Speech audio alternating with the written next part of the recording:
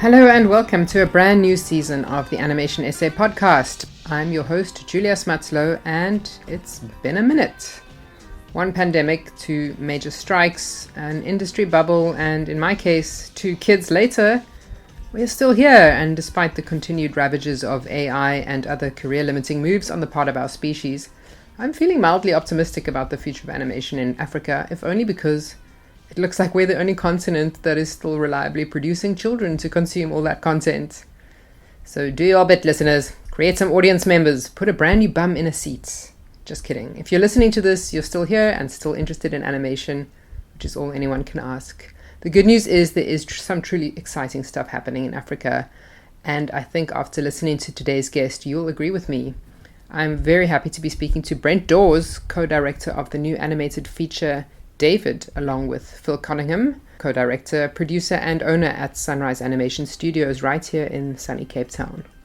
This truly epic homage to the biblical figure has the global industry buzzing, with some saying it's the next Prince of Egypt, some saying it will be the biggest faith-based movie of all time, and distributor Angel going one better and saying it's gonna outgross every animated movie ever. Well, why aim small, I guess? As part of their unusual business model, they have already sold over $3 million worth of pre-sale tickets. And after being tied up in legal disputes for a while, these issues have suddenly been resolved this quarter, and the movie, after years and years in the making, now has a December 19th, 2025 release date, which is very exciting for everybody involved. So please enjoy this conversation with Brent Dawes. Yeah, it was super all of a sudden, which is fantastic because we haven't known for a while. It's kind of been felt like it was pushing later and later because it was originally going to be 2025, then it was 2026, and then it's like, oh, it's getting late for 2026, and there was that whole court thing going on. And so there was a lot of uncertainty, and then suddenly when that resolved, Angel were like, okay, it's back with us, let's go.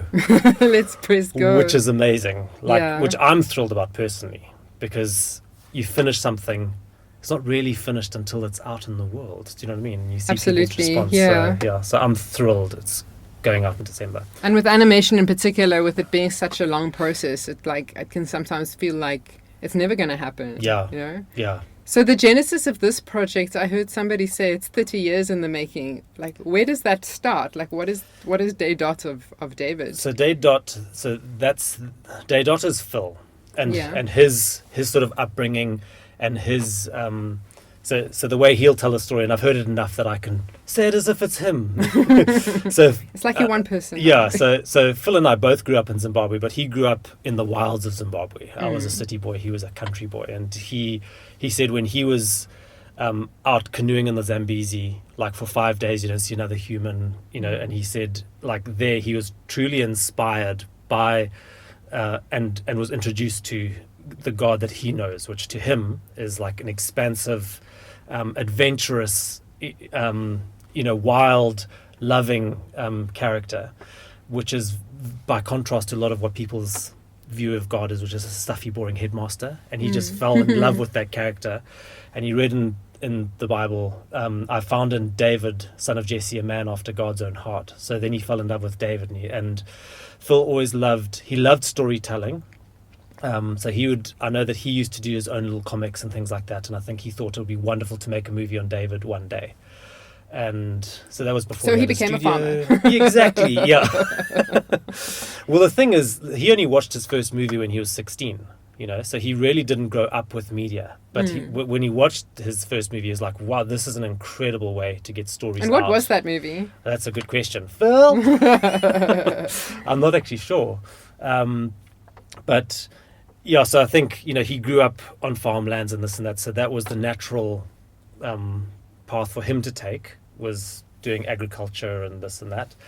But I think it was when he was on his honeymoon with Jackie, he was talking, he was like, I'd love to make a movie. And Jackie is a wonderful person for Phil, because she's not like a play it safe person. She's like, well, then go for it. She don't want to be 75, make loads of money from chickens and eggs and wish you had done something else, So she was like, well, let's do it, let's make a movie. But he had written I think by that point he had written a book called The Eighth Son, which was on David. So clearly this David has been with him the whole time, you know. But he wanted to do it as a live action because he loved Gladiator, Braveheart.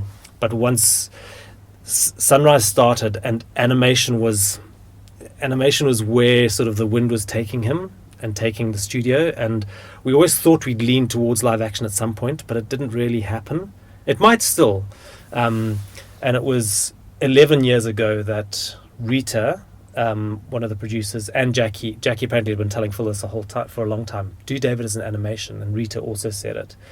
And it finally landed with Phil, and he was like, ooh, okay. And when he said that, he came back to the studio and he was like, Brent,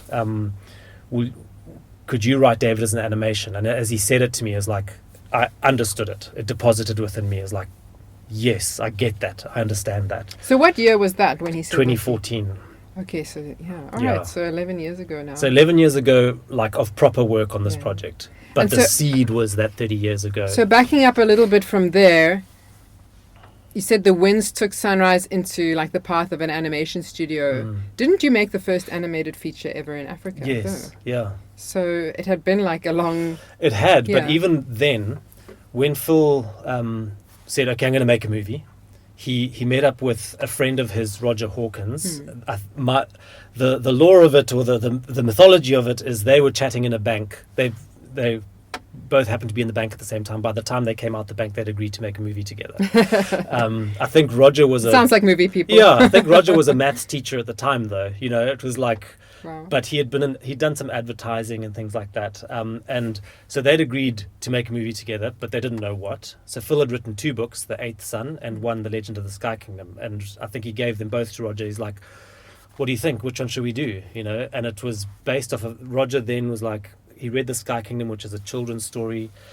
And had that been published, or was it just for himself? It had been published, yeah. And Roger, just looking at the climate of sort of the movie-making climate in Zimbabwe, it's not the easiest place to make a movie, you know. Particularly at the time with a lot of political stuff, doing live-action stuff was very scrutinized by the government. Yeah, was that the time when, as you leave the bank, you've got a wheelbarrow full of... Like, it was slightly before that. It was slightly before that. That happened during all of this. But it was at a time where the government was very strict on filmmaking, so you had to like get your scripts approved by the government, you know. So live action stuff, you know. So doing animation, I think, was a little bit more below the radar, but also a little bit more accessible, because Roger was just inspired by the street art in Zimbabwe, and he's like, oh, it would be wonderful to use that. That's so cool. To do a movie, you know. So to me then, if Roger had said, oh, let's do David and we can do it live action, then Sunrise might have gone a live action route. Do you know what I mean? Like, it was just... so the first thing was an animation. Then we actually did a live action movie when we first moved down to South Africa that Roger also directed. So you'd been a copywriter. Yes. And then you ended up as animation director on Yes. Legend, just because somebody had to that, do it. That's how everyone first started at Sunrise. No one had experience in what they were doing. They just had to show a desire and an intent. Yeah. That's incredible. Yeah. And did it like spark a bug for you in terms of directing, or? That was so funny for me, that story, because I never wanted to be a director, and even after the Sky Kingdom, I was like, Phil actually asked me after the Sky Kingdom, Brent, you want to direct something? I was like, no. Because during the Sky Kingdom, so Roger directed it, but what that looked like to me was him at the start of the day saying, Brent, you're going to do this shot. And I spent the whole day sort of animating. So it felt like I was the one doing the stuff. And I was like, oh, directing sounds a step removed from actually the creation. You liked working with your hands? I liked being present with the story all day. Oh, wow. Okay. And then what happened was, so Phil said, do you want to direct something? And I was like, no, but I'll write something, because I really enjoyed the creative process of writing. So I wrote something for Sunrise, which someone else directed, and I looked at the result. I was like, that's not what I thought when I wrote it. Yeah. And then I wrote something else, and someone else directed it, and I was like, that's not what... And then I said to Phil, do you mind if I direct the next thing? So then I directed, and I was like, oh, I see how it all works together. So was that Jungle Beat? That was the first episode of Jungle Beat, yeah. And then it made sense to me what what directing was. It was the realization of a creative idea, sort of, and what I didn't get during the Sky Kingdom, because I was just in the room all day animating, I didn't understand that Roger was behind the scenes. He was working on the storyboards, and he also had to do the lighting, and he was doing the sound, and he was holding the whole creative vision. And then it's like, oh well, that makes sense to me now. Yeah, I feel like in animation it's even more of a multi-headed beast than in live action to direct, because I think there's just more people working on different stuff at the same time. Yeah. And you have to have insight into every department. Yeah. And notice when things are going wrong, because they won't always tell you. Yes, yeah. So then I've ended up loving directing from having no desire to do it, which is fascinating to me. And what was the biggest change for you from doing something like Jungle Beat, which is, I mean, there's a couple of key differences. One is that you can do any like what if story, to something where the source text is so important to so many people. And the biggest difference for me is I felt that I created Jungle Beat, and I felt with David that I was a custodian of something external to me. Do you know what I mean? So I felt a different sense of responsibility. So with Jungle Beat, there's like a real sense of freedom and playfulness, because like you said, it's like, what if let's make the monkey do this, and it's the stakes are very low. Whereas this one, I've never worked on a project before, and I wonder if I ever will, where it felt like its time had come and it wanted to be told, and I felt incredibly lucky and blessed to have been chosen to be on it, and didn't take that for granted. And really, I think that was one of the things I tried the most, was to actually not hold onto it and make it my own, and let it be what it wanted to be. It takes off some of the pressure. Yeah. Well, it's an interesting one. So yes and no. But it was wonderful. That's also where working with Phil is wonderful, because he, again, with the fact that he's had this vision for 30 years, it was deposited within him. Fortunately, we work incredibly well together, so it felt like we had a shorthand. And if I wasn't sure about something, I would check with him. If he didn't like the way something was going, it was, but we both were on the same thing, that it's a responsibility of ours to sort of shepherd this thing, not to try and make it our own or put our own stamp on it. So so it's quite a big difference. And how did you divide the roles? Because you're both directors on it, right? Yeah. How did you have a conversation early on, or did it become organically different? Or so the way this relationship worked was, so this is the first thing that Phil has sort of creatively sort of really strongly input in, the way the relationship has worked in the past is Phil is the studio owner, he's the visionary, and he's usually the external focused one, getting the funding, sort of setting me on a route, saying, Brent, can you do this? And off I go. This one he wanted to be closely linked to. So I still did the heavy lifting of the hands-on directing work. Do you mean? So all, like, most of the briefing and touching in with all the departments, whereas Phil would come and be a part of the reviews and just sort of help steer if it was going off track or whatever. But it was a tricky one for him, because I know he would have loved to have been way more hands-on creatively, but there was so much going on externally, do you know what I mean, with the fundraising and with Angel and Not, that he had to do a lot. So he'd have to be doing a lot externally, but at least, again, we've got this shorthand. So I'd say I was the one sort of doing most of the actual hands-on directing, where he was around this, hovering around it and watching, and but we had a wonderful trust, so it was all fine. Yeah. And knowing Phil, I'm guessing that the steering you in the right direction, would that have been like trying to make it as biblical as possible? Because we all had that. Yeah. And I think the key thing was, so again, going back to his origin story of how he met God and found him, was really wanting that to be portrayed in this story. That adventurous powerful God, but not the stuffy, boring. Do you know what I mean? Yeah. So for him and for both of us as well, we were really careful to go to Scripture and see what is it actually saying here, because there was a danger. It's been a very tricky story to tell. Yeah. From is it because early days with the story team, a lot of people were trying to push us like, this is a hero's journey, and on a hero's journey, they've got to do this, and it's like, ultimately we're like, well, no, this is not a hero's journey. It's it's David does not go through that arc of the hero's journey, and people would be like, no, but you've got to, like, when he faces Goliath, you've got to show his weakness, so that it's like, no, we don't see that in the Bible. It doesn't say that. Do you know what I mean? It's like we come across David, who has a heart after God's when you find him.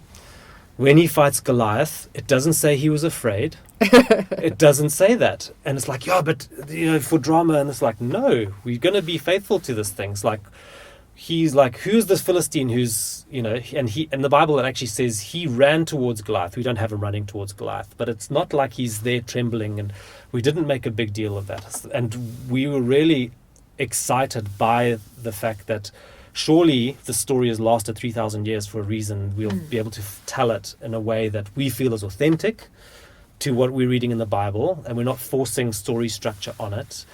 But then we found out, it's a testing arc, not a, so it's... How do you mean you found out it's a testing arc? Was that something you also found out biblically, or through like mining your own story to see what kind of story form can we get out of this? Well, it was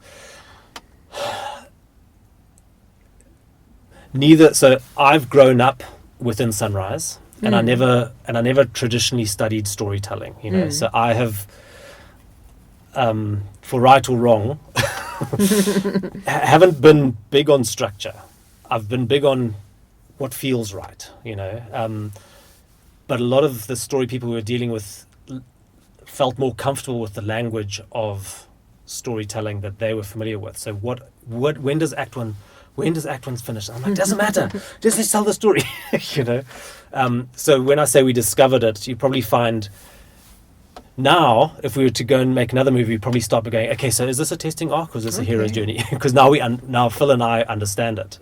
So a testing arc is kind of, I suppose it depends what jargon you use, but it's similar to what they call like a steadfast character, where the world is throwing stuff at him, but he doesn't really change. They are who they are. Yeah. And then... So they don't have that fatal flaw that a lot of hero's journey characters have. Yes. So we find in David, he's got a heart after God, and that's what he wants. And he wants other people to have that. And by the end, he still wants that, but he's gone through a refining process. But he is who he is, and he was who he was, and he goes through some challenges, and the world throws everything at them. Dan, your husband, was one of the ones that kept telling us, okay, well, if it's a testing arc, then you've got to really throw stuff at him. Do you know what I mean? It can't be easy. It's got to be, and that was super helpful. Fair note. Yeah, no, absolutely. It's like, because if that's the case, then you got to really put the squeeze on him. Luckily, the Bible is not short on stuff that was thrown at David. No, so. Definitely not. Yeah, so it was. Yeah. I watched an interview with Phil Wickham, who plays adult David, and he said one thing he loved about the movie was that it's actually, in his view, not David's story, but it's sort of God's story, and a story about people who say yes to God no matter what. And that I'm not sure if he added this, or I was just thinking this, but Phil is sort of the same, and I guess that's sort of the story of Sunrise. It's just saying yes, and like then another challenge comes, and you just say, well, I'm just going to keep saying yes to God. I could absolutely see in a few hundred years' time or whatever, someone's written a book on the history of Sunrise or whatever, and they could say, in Phil, there was a man after God's own heart. Oh. He's very much like David. So he sort of modeled his life on David in a way, I think so, just naturally. That's why he so resonated with it, and that's also why it was so interesting, because oftentimes if we were talking story, and I'm like, Phil, I do need David to not be just, because he can't just be completely perfect, he needs to have some sort of doubts or questions or whatever. And he's like, no, but David, this and that. I was like, Phil, before you found your calling. Do you know what I mean? Like, and I remember this. There's a story, and it's such a beautiful story that Phil himself was a very fearful kid, which is not the Phil that you'd meet today. And he said, but before he was 9, he was incredibly fearful. Like his parents couldn't leave him alone, go out for dinner and leave him to sleep. He was scared. And then he said, and I love this as well, it's like God met him on the toilet because he was reading the Bible while he was on the toilet and read a scripture, and he would need to tell you which one it was, but it was effectively a scripture that said, "Do not be afraid, for I'm with you." And he said he had a moment there where he just believed it. That's so cute. I don't need to be afraid. And he apparently overnight he switched from being the most fearful kid to the most adventurous and braver than his brothers, like going out, taking the Jeep, going for 4 days into the bush and camping by himself when he was a teenager. He would go like spearfishing with crocodiles and stuff, like all sorts of things. And so he had a distinct moment where he had this change. And so I was like, Phil, you had that moment. Why can't David also have that moment? And what did he say to that? He's like, yes, okay, I get it. So. But it's because he's quite like David. He's like, oh, yeah, I guess so, And we don't have that exact moment with David, but it just allowed him to go, oh, yeah. It's not always there. Wow. And there are times to question, and you don't always know what to do. As a storyteller, that must have been like, permission to introduce some fear, because fear obviously makes the character relatable. And it's not so much fear. It's with David, we found it was just doubt or confusion, and unsurety. Because the thing is, David is an incredibly faithful person, and so his real struggle comes with, he can anoint you to be king, but wait, there's a king already, and I am faithful to this king. Do you know what I mean? That's a huge dilemma. What am I supposed to do with that? Like, what am I supposed to do? And now I've gone and I play and I sing for Saul, and it helps him and it soothes him and encourages him. I've helped this guy, but I'm now supposed to be king. Like, what am I supposed to do? So just to veer into that scene, because it's been released online, so yes. Which must have been a tricky decision, because it's definitely one of the most, at least in the cut I saw, if not the most, like, arresting scene. So in a way, you kind of want to keep it back, but in a way, it's also like, it's definitely going to get the bums in the seats, because it's so arresting to watch that moment. Yeah. And how did you guys talk about? How did you direct that moment? Like. The one in that when he sings to Saul. No, the one where he gets the oil poured on his head. Oh, the and anointing. There's just like silence, and then there's like a stag on it. It's just such a. It makes you feel like, I get it. I get the tone now. Like this is like a really transcendent movie. It's not just. We really wanted to have the breathing space and have the time and really give it the chance to feel like a holy moment. And it was all inspired. Well, it wasn't all inspired by this, because obviously it's in the Bible and it's there. But Dan Clark did this incredible piece of concept art, early days, where with Samuel just pouring the oil on David's head, and also with Linton, the production designer. Linton Levengood? Yeah. Yep. He again, just going for authenticity. In a lot of the houses there, the sort of main living area had an open roof. To collect water, right? I don't know. I asked Linton. Or the flat roofs are to collect water, is the one with the rooms. So I'm not sure, but like they had an inner room, but which also had an opening, because I guess also it's very hot there, and so the rooms they sleep in would have been closed and stuff, but just having that opening just really allowed there to be this connection with the sky and with God during the anointing. And Dan lent into that with this beautiful light coming from above, the golden oil. But it was just a case of, one, in the story of David, just really recognizing through Samuel that this is God, and you need to let this happen. Because David's first response was, no, I don't want to be king. That's not like I want to be out in the fields. We've got a king. It's all good. And dare I say, a classic refusal of the call. Exactly, right. But again, it was necessary. It was character driven, not story structure. Yeah, not trying to make it paint by numbers. Yeah, and that's why I said earlier, like, we discovered what it was.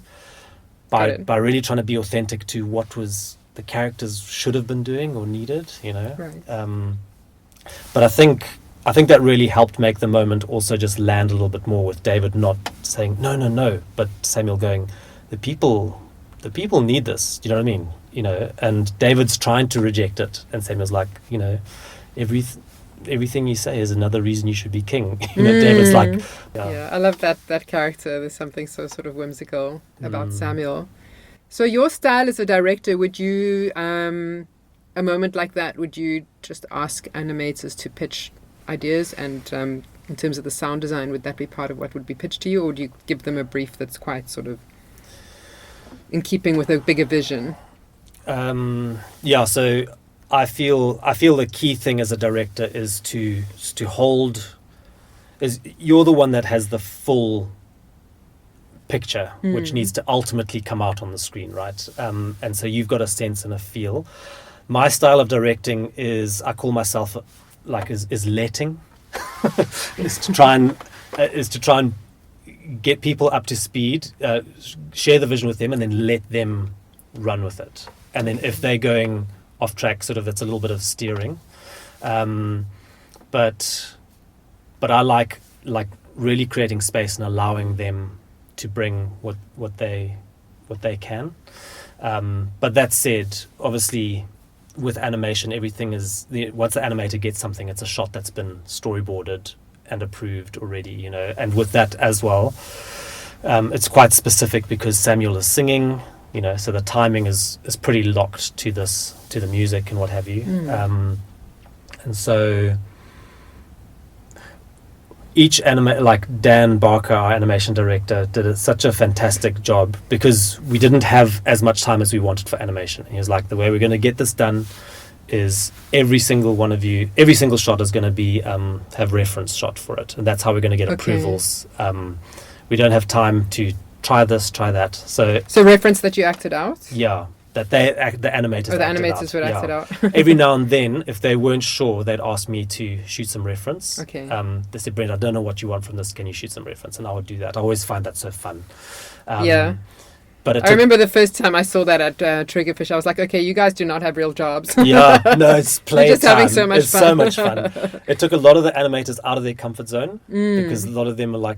Is that not the general process here? Was it new for them? It was new for some, because some like to actually pitch through blocking. They would actually just throw some things together. And Dan was like, no, it takes too long. Film yourself. And also some would pitch through 2D sketches. Do you know what I mean? Some pose to pose, this and that. He's like, no, everyone is doing live action. It can be hard for reference. introverts, which a lot of animators are. Exactly, that's what I was saying. So it was a challenge for some. Some of them thrived. They went all out. They did costumes. So if they were doing Samuel, they'd have a big beard. They'd put a cloak on. But it was wonderful, because you got so much incredible performance. And I think by their nature, animators are actors. Yeah. Do you know what I mean? Even if they don't feel comfortable doing it, that is what they are doing, right? So were there any huge people discovering that they were actors deep down, having started as shy James Deans? Yeah, I imagine secretly they were like, oh wow, I'm actually pretty good at this. Yeah, it's like, I'm glad I've been forced to do this. See you guys in LA. Yeah. So everyone did great. Yeah, and it was super, super helpful, and it was a great way to just get a sense early on whether something was working or not. I hope you guys are going to put some of that stuff out on LinkedIn. I hope it's always so fun well. to see. I hope so. We've got so much of it. Or at Comic-Con. Yeah, we really should. Yeah. So you mentioned Dan Barker. I was wondering if you can talk a little bit about the other international luminaries that joined this project, some of whom have been on for years now. Yeah. And one or two of whom have actually moved to Cape Town. They obviously liked the vibe here. Well, so there's Nate Stanton. Yeah. Well, like I said with the movie, I've never worked on something that's felt its time has come. It was meant to be. And I've also never worked on something that's had a gravity that this project has had, that has pulled people towards it. And what's been such a privilege is being on from the beginning, being able to observe how that started and how it sort of grew in strength. Because it's the sort of thing, as something gets bigger, the gravity gets stronger, you know. So the very first person we spoke to for this project, because Phil was like, Brent, who would you like to animation direct on this? And I was like, Glenn Keane. And big hitters. So, yeah, I was like, if we're gonna make what I know we're trying to make, I'm not gonna shortchange myself. I'm not gonna say no to myself. I'm gonna ask for the best, and then we'll take it from there, you know. So Glenn, if people listening don't know, Glenn was the legendary Disney animator who did Ariel, did Beauty and the Beast, Aladdin, all these things. So Rita Mbanga, our producer, got me a chat with Glenn. So Rita and I both went to LA and we met with Glenn. He loved the idea, loved the story, was so flattered. He's like such a humble, down-to-earth guy. He was so flattered. He was like, I can't believe that in South Africa, it's like, it was so sweet. He was busy directing Dear Basketball at the time and was lining up to direct To the Moon, the one for Netflix. Yes. So he wasn't available, but he said, Brent, talk to Hendel Butoy, who directed, I think, Rescuers or something like that. Hendel wasn't available, but he's like, talk to this guy, Aaron Adams. And he was one of the first guys that we got on. He was an ex-Disney guy. And then Dan came on board. Once we'd done the demo, we were then able to, so that was in 2017, that then showed people, oh, these guys are serious. So then we were able to have chats with Borja Montoro, who also worked with Glenn Keane. Borja came on board. Then we chatted with Nathan Stanton, who was at Pixar. He came on board. And as these guys come on board, then the credibility grows. Yes. And then with Borja comes this guy and this guy and this guy, you know, and with Nathan comes this person and this person. And so it started to grow. Didn't Glenn Keane advise on the shorts? So he was still involved. What I consider Glenn, he's a friend of the project. Right. So during the demo, I showed him one of the passes of the animatic that we'd done, and that was an incredibly pivotal moment because he sent an email which was incredibly kind, but he was like, Brent, it's like you need to do less.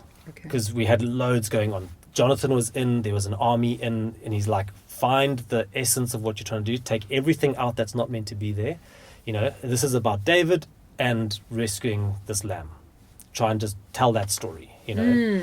That's great advice. It was great advice. And that lamb is so cute. So cute. And even on the design of the lamb, I sent him some designs and he's like, okay, Brent, and a lamb already is cute. You don't need to try and, because we were stylizing it a great deal. He's like, just look at the lamb and get the essence of that thing. Wow. Yeah, it was.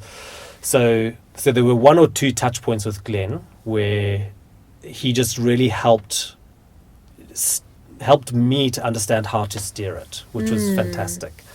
I would have loved his input more, but I always trusted that what I got was what we needed, you know.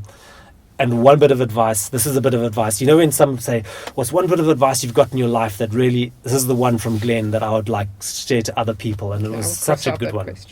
Hey? I said I'll cross out that question. Okay, no, here I'm it joking. comes. I don't have it. He said to me, he's like, Brent, he said, as you go about this, he said, hear what everyone has to say, but listen to yourself. And it was such good advice, you know, because there's a lot of people with a lot of ideas and what have you, and it's important that they feel that they're heard. Do you know what I mean? Yeah. It's like that they can, but you have to listen to yourself get it all, but then listen to yourself and go that direction. Otherwise, you end up with that quote that I know Phil also favors, which is a horse is a camel is a horse designed by committee. Yes, exactly. Yeah. And there was such good advice, and it's advice that I would give to anyone else because giving a chance for everyone to speak is great because it does inform. Do you know what I mean? But if it goes against something, it's like, no, you got to listen to yourself. Listen there, you know. But certainly, I can say this movie is the combination of everyone's input, but Phil and my holding the true north, if you know what I mean. So what would you say is the biggest moment where you had to listen to yourself over everybody else? There were a few moments, and it was... there was one very, very hard season for me So I'll talk about a couple of specific things, but there was one time where I could tell that like the story, it wasn't working. We'd done a lot of work and it wasn't holding together. I wasn't worried about it, but I think I wasn't worried because I could see it.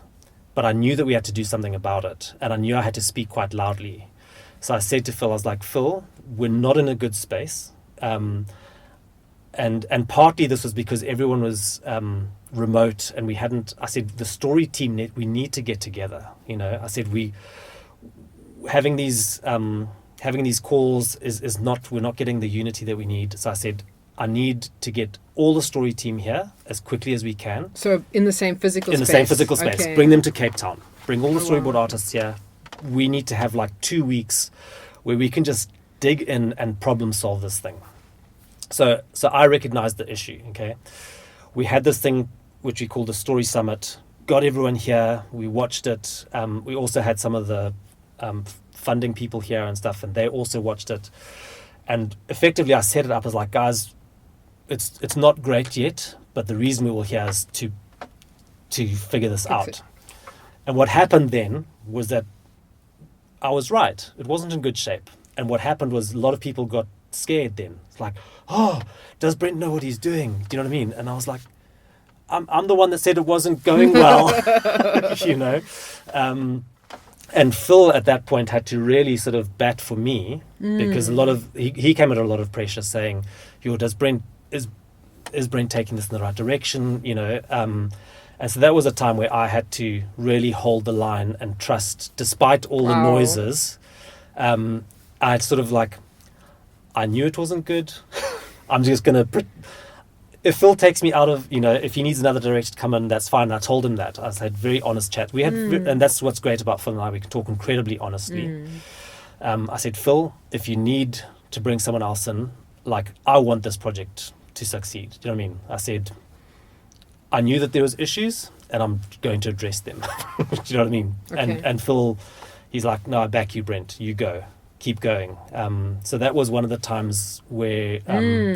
So Phil and my history really helped there. You've been with Sunrise for 25 years, haven't you? Yeah. It's crazy. Through some very lean times as well. Yes, It's a good time. incredibly. Yeah. And followed him from Zimbabwe and Just to Mauritius. To here. Just always felt from day one at Sunrise, I always felt like I was home. It's like makes sense to me. Just sort of resonates. So I guess in a way you've backed him as well. So yeah, definitely. I've been there. He's been there. So and that was a great example. And I've thanked him. Like as the movie was finished, I was like, thank you for believing in me. Do you know what I mean? And for holding the line and trusting. Because I always felt deep down that it would come right. But it's scary when there's a lot of money involved and a lot of people saying, I can't see it, So that was a time where I really had to hold the line. And also I could have lost a lot of confidence then. So it wasn't an easy time, but it was like, no, but I believe. And I'm still going to go until I'm told to stop going, And so in that 2 weeks, did you feel like you cracked it? No, the 2 weeks was when everyone realized how bad it was. Oh, okay. And so it was after that we had to do the cracking. But it was good. It was an important time, and ultimately did what it needed to do, but it wasn't comfortable. Right. Yeah. I imagine one of the other challenging times was, you spoke about the timeliness of the movie, which is on a lot of different fronts, but one of the big things that happened that you could never have predicted was the October 7th and everything that followed that. Yeah. With making a movie set in that area, how did you guys decide to respond to that? I mean, it is something that crosses many millennia, so you don't always want to react to whatever is happening right now. So I'd say the one, I would say it did help us steer... it helped us steer the end of the movie. Right. So again, we didn't want to overreact to it. It's like we're telling a story that's 3,000 years old. That's not based on anything, But in the David story, there is a lot of battling, a lot of fighting, And we really wanted to make sure that that the message wasn't about that it didn't lean heavily towards defeating a person as opposed to defeating fear within ourselves. So what we really felt is like, what is the message of this movie? And it's not about what is, and also in the Bible, it's about your relationship with God, and it's about faith versus fear, and fear actually drives you to violence and those things, but faith leads you to trusting God that He will overcome. You know what I mean? So I'm thrilled with the way the message has come across in the end of the movie, and I think and hopefully it's palatable. Yeah, I think it's going to be, without wanting to do any spoilers, it feels like it is a movie for the times. Like you've risen to the occasion and done something that feels right for the times, while still remaining true to the source text, which is quite a feat. Yeah. And did you do research trips? Did you make your way over to the Middle East? Yep, absolutely. And how was that? It was incredible. So again, in terms of feeling like a custodian of something rather than the creator of it, when I wrote the first draft, I didn't even allow myself to think about the story until I'd gone to Israel. Because it's like, if before I get there, I start picturing scenes, that's not based off of reality or truth of experience, it's based off of stuff that I've watched or my own imagination. And so you went quite early on. Yes, that's 2014 was the first thing I did. The first thing I did was read the Bible, not the whole Bible. That's hard. But I read, the David account in the Bible, and then all the Psalms as well. So it's like, okay, what does the Bible say? And what did David write in the Bible? So that was step one. Step two, go to Israel. And the brief to my tour guide was, take me to all the relevant places that you know of that David would have gone to. Oh, he must have loved that. It was great. It was so unique for him. Yeah. So then going to the place, feeling it, made a huge difference, because now I go to the actual Valley of Elah. He's like, this is the Valley of Elah. There's no discrepancy. This is where David would have fought Goliath. That must be so real. It's quite something. Because you're standing where he stood. Yes. That's crazy. And he said, this is the stream that runs through the valley. And I'm like, well, this is it. You know what I mean? This is the stream where he would have selected the pebbles, which is really... I read in one of the... sorry to interrupt you. No, that's fine. I read somewhere online that the foley from where David collects the pebbles is actually captured in that stream in the Valley of Elah. Is that true? You'll have... I imagine it's partially true, because there was... certainly on the second research trip, Matt came with us and recorded a whole bunch of sound there. That's incredible. And what I can also say is we took a whole bunch of pebbles from there and brought them back to South Africa. Are you allowed to do that? I don't know. But we did. And I can say that leave nothing but footprints. the stone that David in the movie selects and flings is modelled off the stone that we brought back. Amazing. From the Valley of Elah, and I'm sure that Matthew will have used those stones to create the sound. Yes, okay, got it. So hopefully some ambience from there might have made it here, but there's also cars going, do you know what I mean? So it's hard to get the sound. So, yes, research. So that first research trip was for me to be able to write from a place where I can actually picture these things. I've been to the place and I can feel the space, but then the next one was with Linton Levengood, the designer, and we call him the Lintonet, because he was he loves history and the detail and stuff, so he absolutely ate up everything that he could about that. What are some other cool details or Easter eggs to look out for in the movie? Oh, Linton! I should do a whole separate podcast. You really should. Somebody pointed out online that, like that tapestry, for instance, it reads from right to left. Yes. And Linton did that on purpose. Yeah, absolutely. He would have. Because David would have read from right to left.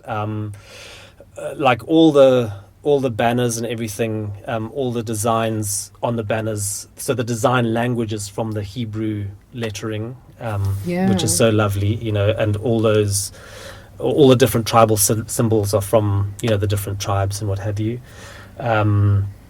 The thing about doing that research is it surprised us. So going to the Valley of Elah and seeing those incredibly, the field of red flowers. You don't picture. So again, if I had been writing it here, I'm like, okay, and in the Valley of Elah, the dusty, it's not dusty. It's like covered in flowers. It's like Europe. It was crazy, Wow. And what Linton loved that. He's like, because again, going to the Bible, it says in springtime when kings went to war. So we know they went to war in spring. That's when it's green and flowers are everywhere, And so it's refreshing to see an Israel or a David versus Goliath that's not taking place in a dusty bowl. True. It's authentic. Do you know what I mean? And it's so going to the source and doing that research created so many wonderful surprises, which adds so much more color and richness to the movie. I saw Angels made a logo or a logo build with the little flowers, the red flowers. Yes, yeah, yeah. So one thing that surprised me was that Goliath was blonde. Was that just a creative license, or were you like, this tribe at this point would have had this blonde? So Linton again. That's Linton. He's like the Goliath wasn't a Philistine. He was from a different thing, he was something else. And there's he also has 6 fingers and 6 toes. Right, I didn't know that. Yeah, which is not us making that up. It's there, and there's also again, this really is a Linton question, but there's a couple of reasons which his skin is quite white, which I quite like. One is that not even the sun can pierce him. Do you know what I mean?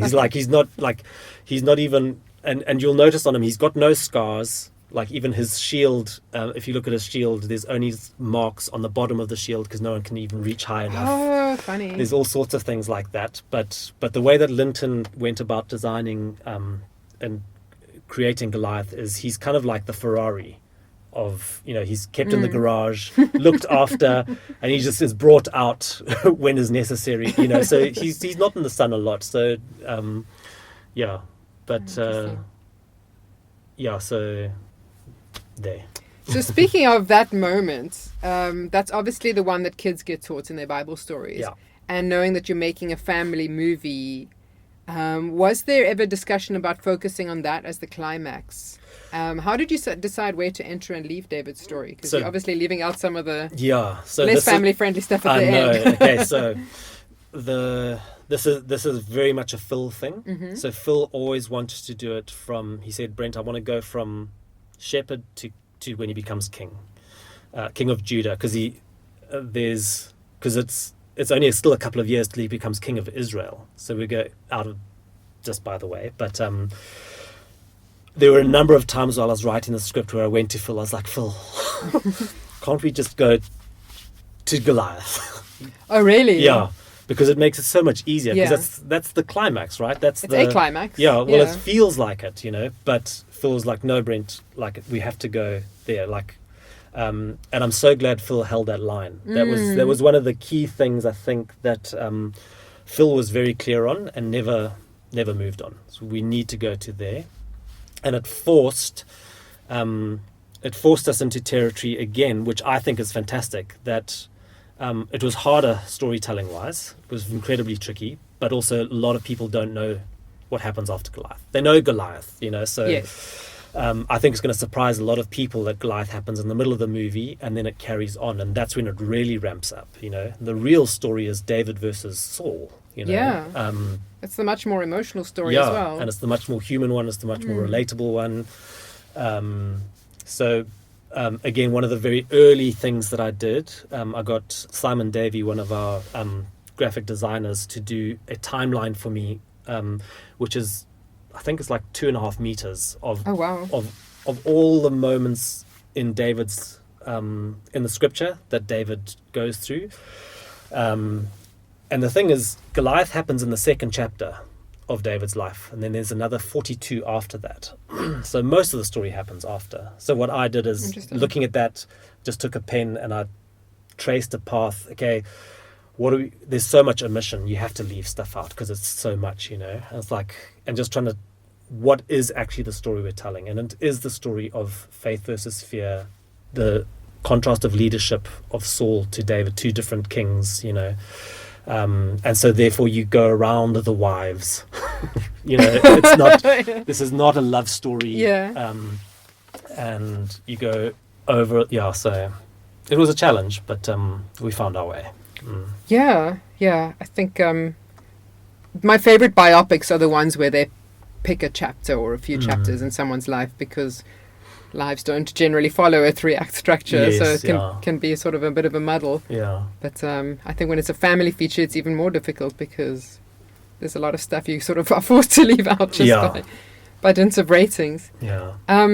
I just wanted to ask quickly regarding the kind of business model and balancing business versus a mission or a faith. How did you guys think about that? I know this movie was almost entirely funded once, and then everything sort of disappeared, and then you had to start again, which must have been like a huge enterprise of like reaching deep and I'm going to like put my face and my name and my idea out there again. Is this something that you think like other people listening to this podcast could replicate, or is it so like it's so specific to Phil and this mission that this is like lightning in a bottle? And I would say, would you guys do it again? I would say it's a bit of both. And I'd say to me the key ingredient with this one in particular was, and this is Phil has very much walked the talk with this one, is like the goal of telling the story was to tell the story. It was not to make money. And I wonder how much I can say about that. But so I believe this movie is going to be incredibly financially successful. But that is not... The signs are good. The signs are good. But that was never the driving factor, and it was never the mission or the vision. It was, obviously we wanted it to get out to as many people as possible, so that it could get out to as many people as possible, so that as many people as possible could be inspired by this. It's hard to attract funders when saying the goal is not to make money. Well, that's the thing.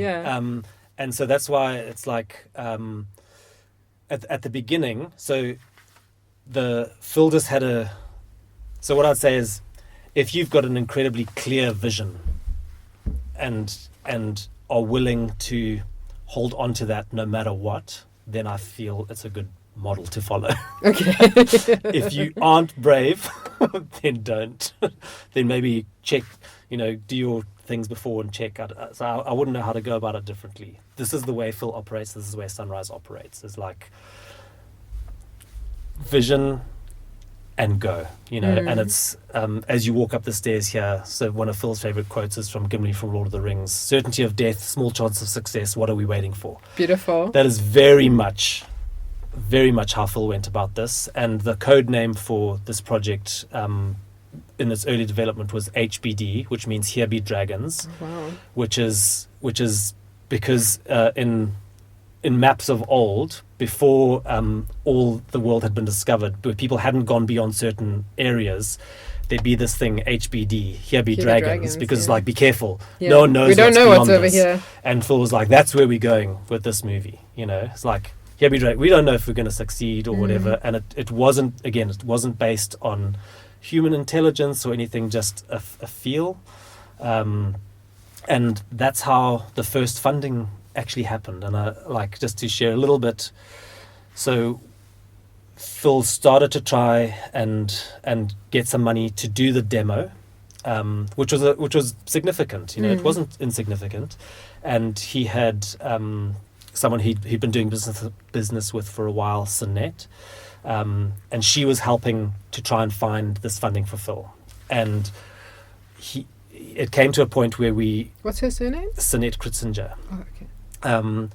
It came to a point where Sunrise was actually struggling. We weren't sure where we were going to get the next few months money, paychecks. And Sinead had lined up a few people, and it turned out, without Phil knowing, I think in the moment, that they had said no. And Phil was like, so Sinead, what's going on? Like, are we... And Sinead got the last phone call from the guy that said no. And she said she was driving. She was in Mauritius at the time. She was driving, and she said she heard an audible voice in the back of her car that said, "You do it." Oh my goodness. And she looked behind her, and there was no one there. And she's a woman of faith as well. And she was like, she strongly felt God was telling her, "You need to put in the money." And my understanding of the story was she didn't even tell her husband. She just phoned Phil there. She said, "Phil, you've got the money. Go."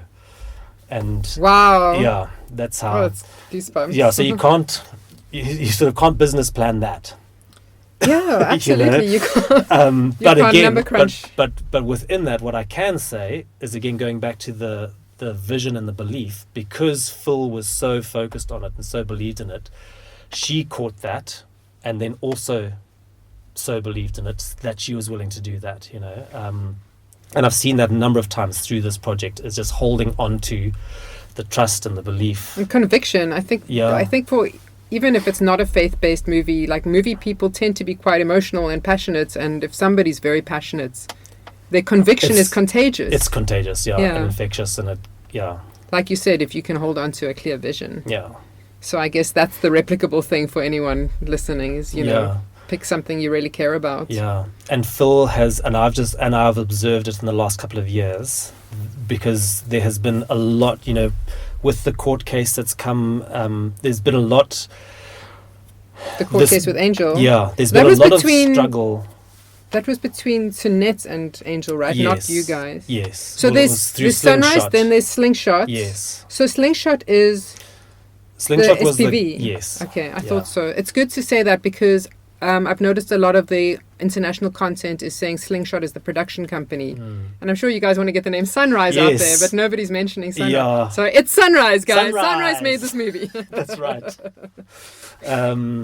So there was a lot of stuff out there that Phil had to really try and navigate and deal with, and I've just observed him do it with such incredible grace. Wow. And again, holding on to the fact that the goal is to make this movie and get it out there. It is not for Phil to become wealthy or anything like that. And he has given up so much throughout this whole process. And just observing again him walking the walk. He talks the talk and he walks the walk, which has been incredible. Wow. Yeah. Yeah. I saw other quotes around here. I can't remember which movies, but it's also that like Gladiator. And those are clearly his sort of touchstones for organizing his life and his business, which is very inspiring. Not a lot of people wear their heart on their sleeve to that degree that they'll like put the quotes on the wall. Yeah.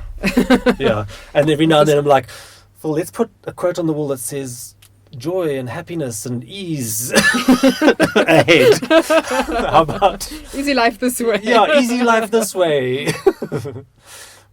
But that's no fun for Phil. No, I guess that's not why you come and work at Sunrise either. Yeah, there's another poem on the wall which is "Disturb us, Lord." If we get too close to the shore and things get too easy, it's like no, challenge us, because that's where great things can happen. Yeah. Wow, that's great.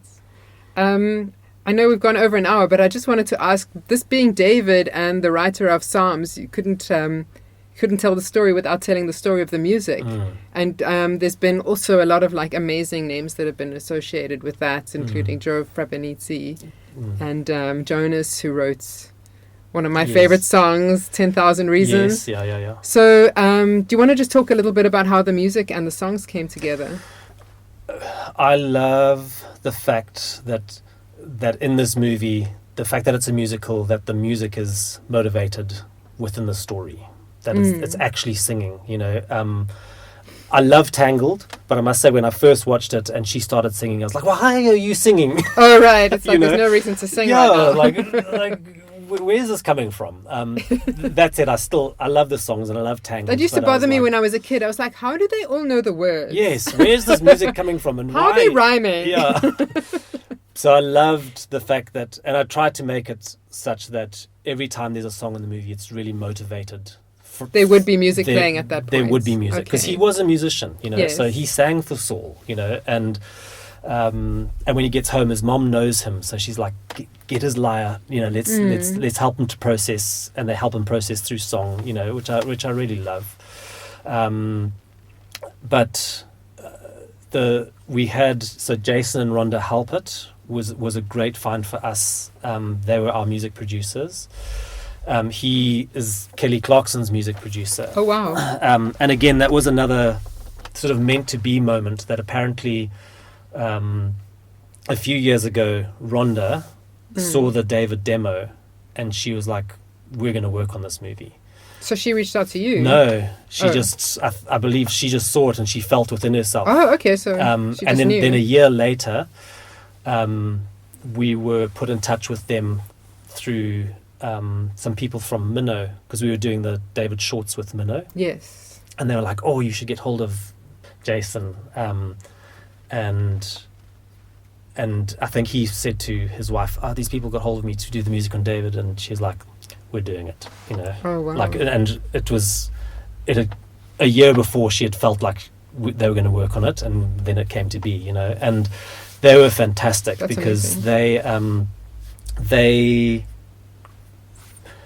they understand the music industry from the legal to the creative. So between them, they've just got the spectrum, and they led us through the process of finding the right people. They said, "Brent, can you write a brief for a couple of songs?" So I did a video brief.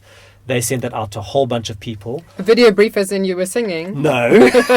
What was in this brief? Explaining what the song, so the context Okay. of the song. So explaining the context for a song. So just briefing them on, okay, so I need a song for David to sing to Saul. This is the context, blah, blah, blah. This is the type of music, so that they could hand that to some songwriters. They handed it to a bunch. So we then got 36 songs back. Wow. Which we then went through. And How long did it take them to write 36 songs?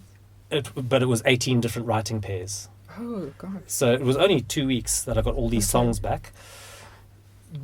That process then whittled it down to 5 writing Did pairs. they each charge for a song? No. It was all just pitches? Yes. Man, this It's is like it's like auditioning. Yeah. Do you know what I mean? This is the way that It's you're the going same to audition. for writing scripts for series. You just Yeah. send your ideas. So basically. they put out a call, and it's like, you're not getting paid. It's like, this is your audition to be a writer on this movie. So we got all these things.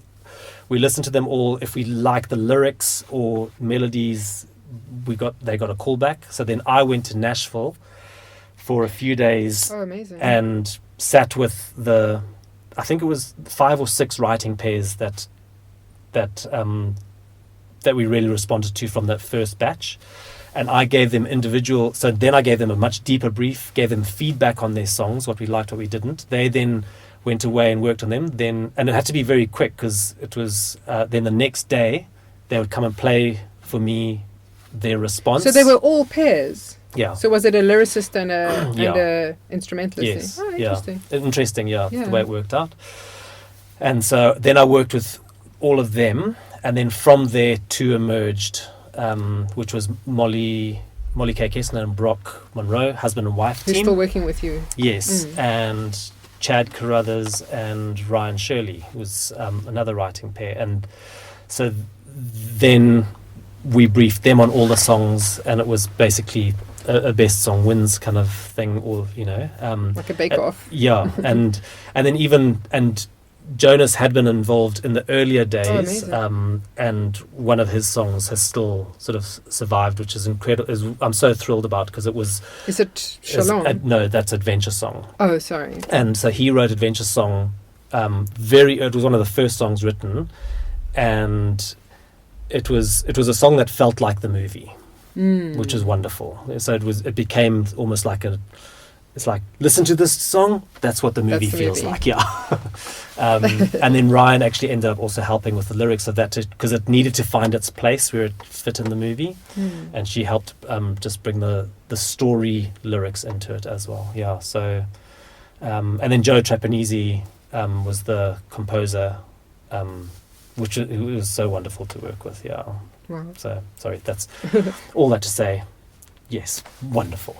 And Phil Wickham wrote one of the songs that is the end credit song. Is that right? And he was just working on that anyway. Yeah, and so he didn't write it specifically for it. Again, none of us knew it was going to be releasing so soon. Right. So Phil just happened to write a song called Psalm 8, and then a couple of days later he saw the headline, David's releasing in December. He's like, whoa, way sooner than all of us thought. And then he was like, well, I've just written this song. This might be a really nice song for the credits. And he gave it to Angel, and so that's amazing. It's just worked out well. Yeah. Did you go through a traditional casting process to find people like Phil and your other actors? Or Yeah. You did? Yeah. That was also quite a leap of faith, I guess. Yeah. Yeah, he did great though. Like he came in with such a right spirit. So yes, he's a inverted commas famous singer who commands an audience, this and that, but when he was in the booth he was like, what can I do? Help me. Do you know what I mean? And he was super humble. He's like, if this is bad, let me know. He didn't come in with any ego, any attitude. He was just so hungry. So it made it super easy. Amazing. Cool.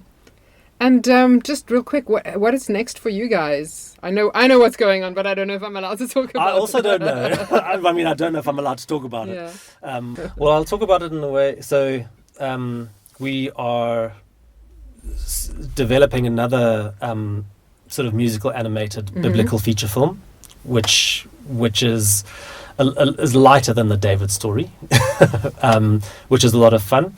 And we also have been commissioned to do another animated feature film on the life of Jesus, which that's well on the go. That's funded and moving, which is fantastic. Very last question. Yes. If you could go back in time and meet David, at what age would you choose to meet him? For him, not you. And what would you ask or say?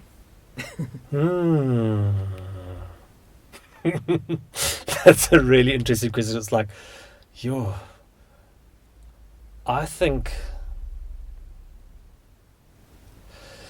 because I'm gonna give you two answers. Because my first thing was, I think I'd love to meet him as a kid, and be less intimidating, that's for sure. And and just see, like, it could be like, you don't know what's gonna happen. And just see what is this. And I wouldn't ask him anything in particular. I would just spend a day with him and just feel what someone with a heart after God's is. Wow, yeah. Do you know what I mean? Like, I think that would be beautiful. And then by contrast, I think I'd like to go and meet him after he has sent Uriah to die. Really? Yeah. And when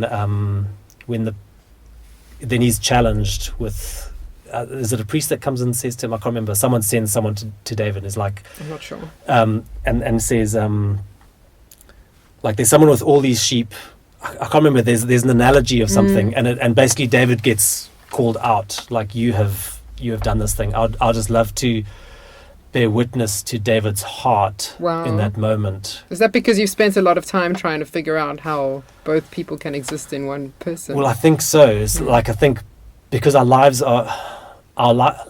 is hard and it's complex, and it's so easy for us to sort of say, like, David, what an incredible person, but man, he did some terrible stuff. Absolutely. It's like, from a woman's perspective, it's often funny to think of him as a hero to men. Yeah. His attitude towards women wasn't always great. No, it's awful. But like you say, in the inverted commas, the heroes of the faith, like,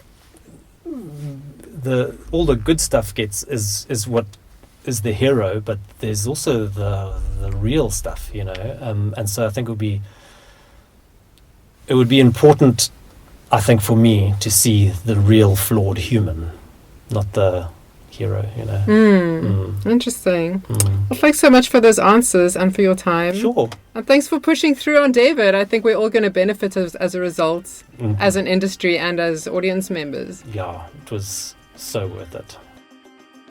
In another bold move, Angel has also pre-released the whole soundtrack, so give that a listen on Spotify or wherever you get your music. And you can also watch the 5 David short films created by Sunrise for free on the Angel platform. I'm Julia Smuts Louw. Thanks so much for listening, and see you next time.